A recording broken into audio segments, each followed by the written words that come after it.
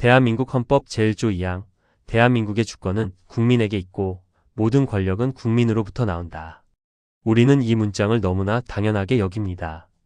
내 손으로 대통령을 뽑고 우리 동네 시장을 뽑는 투표 행위는 현대 민주주의의 상징과도 같죠. 그런데 이 당연한 상식이 600년 전 매서운 왕권이 지배하던 조선시대에 이미 완벽하게 실행되었다면 믿으시겠습니까?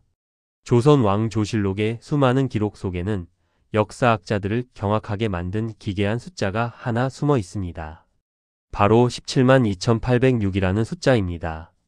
왕의 말 한마디에 목숨이 왔다 갔다 하던 절대 군주제 국가에서 하나의 국가 정책을 두고 조정의 고위 관료부터 저 멀리 전라도와 경상도에 이름 없는 노비, 가난한 농민까지 총 17만 2806명이 참여한 전무후무한 찬반 투표가 벌어진 것입니다.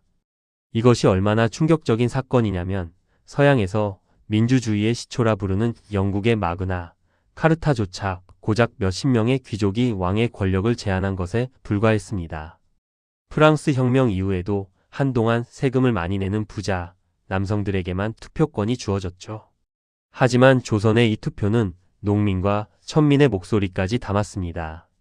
인구 비례로 따지면 세계사적으로도 유례를 찾기 힘든 대규모 국민 여론조사였습니다. 도대체 조선에 무슨 일이 일어났기에 성군이라 불리는 세종대왕은 백성들을 투표소로 몰아넣었던 것일까요? 그리고 왜 이 투표는 세종을 14년 동안이나 고뇌하게 만들었을까요? 오늘 역사의 거울에서는 왕의 나라에서 벌어진 위대한 민주주의의 서사, 세종의 공법 14년 프로젝트를 추적합니다. 세종이 왕위에 오르기 전부터 조선에는 다펌손실법이라는 세금 제도가 있었습니다. 쉽게 말해 매년 가을이 되면 세금 담당 관리인 다펌관이 직접 농가에 나가 농사가 잘 됐는지 망했는지를 눈으로 확인하고 그 손실액을 계산해 세금을 깎아주거나 더 걷는 제도였습니다. 취지는 너무나 완벽했습니다. 풍년에는 더 내고 흉년에는 덜 내서 백성의 부담을 줄여주겠다는 왕실의 배려였죠. 하지만 이 합리적인 법은 인간의 탐욕을 만나면서 끔찍한 갑질의 무기로 변질됩니다. 현장에 나간 관리의 눈과 손끝에 한 가문의 생사가 걸리게 된 것입니다. 지방의 토호와 부유한 양반들은 관리에게 기생들을 붙여주고 뇌물을 바쳤습니다. 그러면 관리는 멀쩡한 눈을 보고도 올해는 대흉년이구나 라며 세금을 통째로 면제해 주었습니다. 양반들이 내지 않은 세금의 공백은 고스란히 가난한 백성들의 몫이 되었습니다. 뇌물을 줄 돈이 없는 진짜 가난한 백성들에게는 가혹한 세금 폭탄이 떨어졌습니다. 가뭄이 들어 벼가 다 말라 죽었는데도 관리가 장부에 이 정도면 대풍년이다 라고 우기면 끝이었습니다. 억울하면 관청에 고발하라고요? 고발하는 즉시 감히 관리를 모함했다며 곤장을 맞고 감옥에 갇혔습니다. 백성들은 농사를 포기하고 유랑민이 되거나 숲으로 들어가 도적이 되었습니다. 실록에는 차라리 굶어 죽을지언정 관리의 얼굴을 보기 두렵다는 상소가 빗발쳤습니다. 이 비참한 현장을 파악한 세종대왕은 깊은 분노와 슬픔에 빠집니다. 세종은 깨달았습니다. 좋은 의도로 만든 법이라도 관리에게 지나친 재량권을 주면 반드시 썩는다는 것을 말이죠. 세종은 결심합니다. 관리가 개입할 여지를 완전히 없애버리겠다. 토지의 면적과 고정된 기준에 따라 세금을 딱 정해서 걷는 공평한 법, 공법을 통과시키겠다. 왕과 기득권 세력의 거대한 전쟁이 시작되는 순간이었습니다. 세종의 개혁안이 발표되자마자 조선 조정은 발칵 뒤집혔습니다. 영의정 황희를 비롯해 맹사성, 허조 등 당대 최고의 천재이자 세종이 아끼던 핵심 참모들이 약속이나 한 듯 격렬하게 반대하고 나선 것입니다.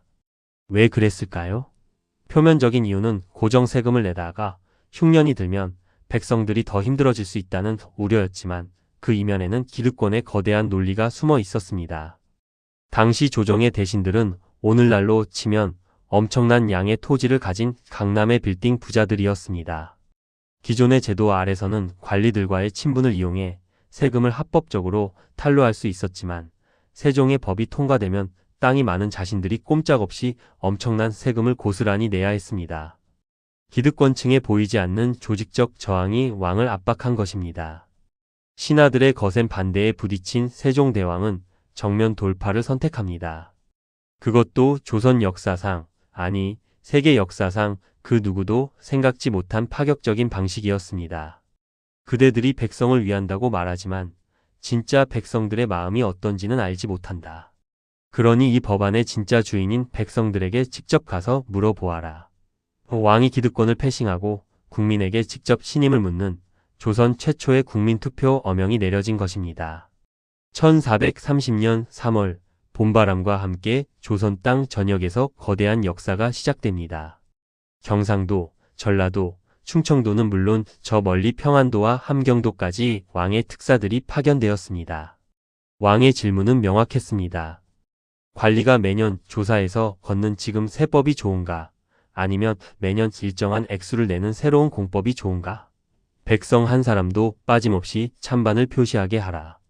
그를 아는 양반들은 상소문이나 문서로 의견을 제출하면 그만이었지만 당시 백성의 90% 이상은 그를 모르는 까막눈이었습니다. 세종대왕은 이들을 위해 특별한 지침을 내립니다.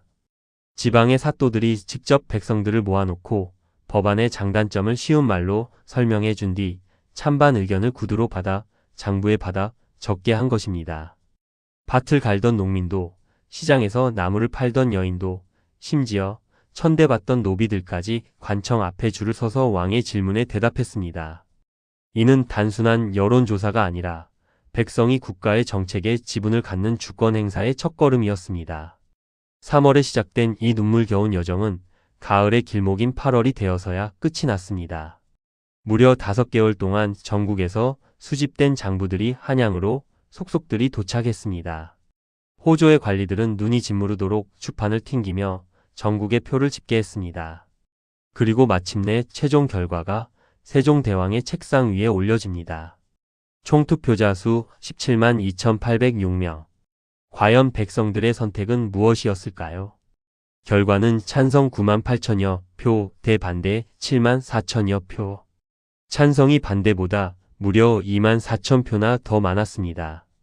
60%에 육박하는 과반수의 찬성이었습니다. 만약 현대의 정치 지형이었다면 리더는 국민의 압도적인 지지를 얻었다 고 선언하며 즉시 법안을 밀어붙였을 것입니다. 신하들도 더 이상 반대할 명분이 없었죠. 하지만 여기서 세종대왕의 천재성과 진정한 성군의 면모가 드러납니다. 세종대왕은 단순히 총합 점수에 속지 않았습니다. 그는 투표 결과를 지역별, 토지 등급별로 세분화하여 다시 분석하는 고난도의 데이터 필터링을 시행했습니다.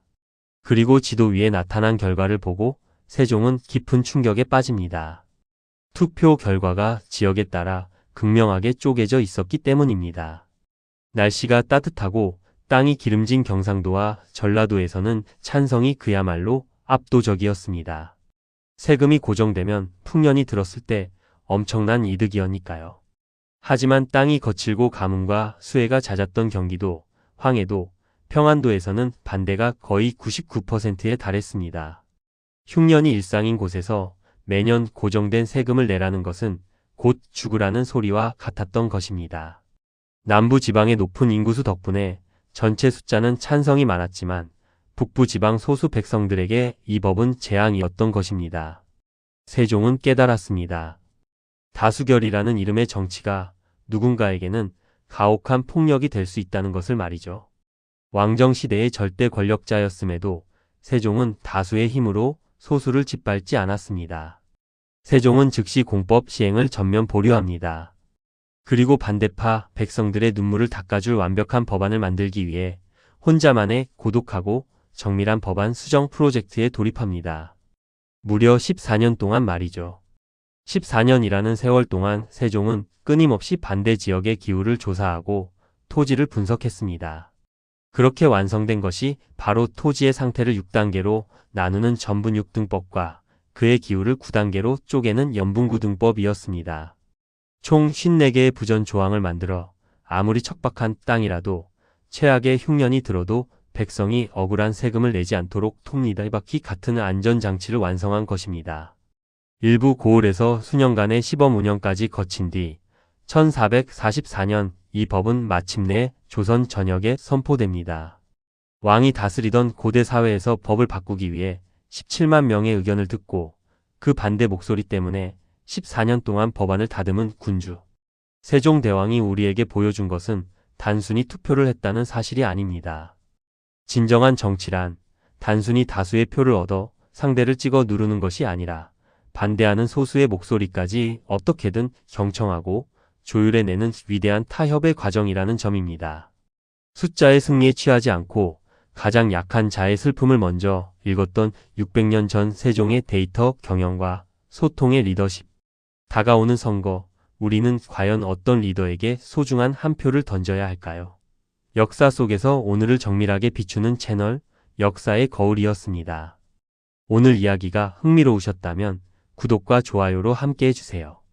감사합니다.